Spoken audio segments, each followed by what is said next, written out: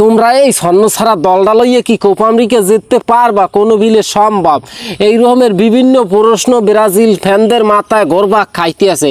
কিন্তু কথা হচ্ছে ব্রাজিল দলে বর্তমানে যে নাজেহাল অবস্থা, এরা মনে হয় কোপা আমেরিকার সামনের দিকে আগুইতে পারবে না, এইটাই হচ্ছে কথা। এরপরে নেইমার নাই, ক্যাসিমিরো নাই, থিয়াগো সিলভা নাই, গ্যাব্রিয়েল জেসুস নাই, অ্যান্টনি নাই, এই রকমের অনেক তারকা মহাতারকা ব্রাজিলের বর্তমান দলে নাই, এরা ইনজুরিতে আছে। এরপর সৌদি আরব যারা কাপ হয় মোটামুটি কয়েকটা তালিস্কে আছে, ওই যে ম্যালকম আছে, এদেরকে নেওয়া হয় নাই ব্রাজিল দলে।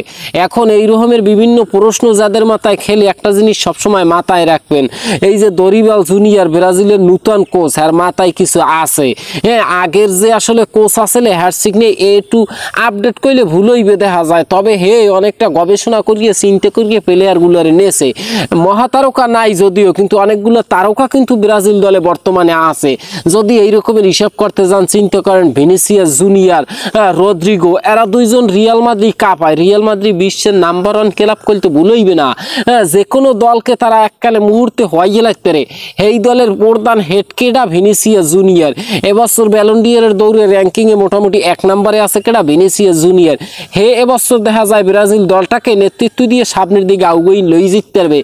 রদ্রিগো যাকে বলা হয় কই গেল অলরাউন্ডার, ডাইনে বামে মাঝখানে মিডল কর্নে অ্যাটাকিং কং, মানে ওই যে সকলানে খেলতে পারে কেডা? রদ্রিগো। হে কিন্তু আছে। এবার লা লিগায় মোটামুটি কেডা হিট করে রিয়াল মাদ্রিদ পর ওই যে জিরোনা, এই জিরোনার খেলোয়াড় সাবিও নাকি, অল্প বয়সে কোপোলা, ও মাবুত হেগরেও ডাকছে দরিবাল জুনিয়র। মানে হ্যার মাথায় যে কি আছে, প্লেয়ার যাকে ডাকছে হেলেই বুঝবেন যে আসলে খারাপ কেউ তো ডাকে নাই।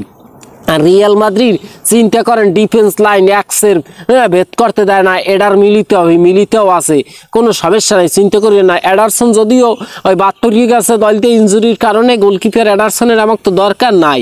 এই এলিসন যেখানে বিশ্ব মাতাইছে, এলিসন তো আছে আমাদের। আবার নতুন একটা গোলকিপার আইছে, ওটার নাম আবার ভুলিয়ে গেলাম বর্তমানে।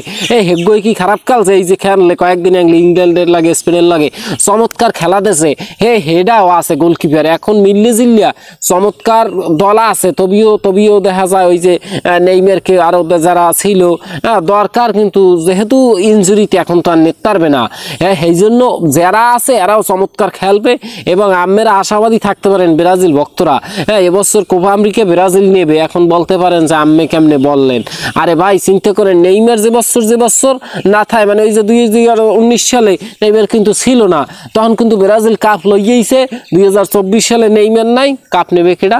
ব্রাজিল। এখন নেইমার হয়েছে একটা হতবাকা প্লেয়ার, হার জীবনে কোনো কিছু জুটবে না কপালে, এইটাই সত্য কথা। এখানে তো ডাহাড়াই করলে কোনো লাভ হইবে না, হইবে কন? যাই হোক, দেখা যাইবে এখন কেরা কি করতে পারে।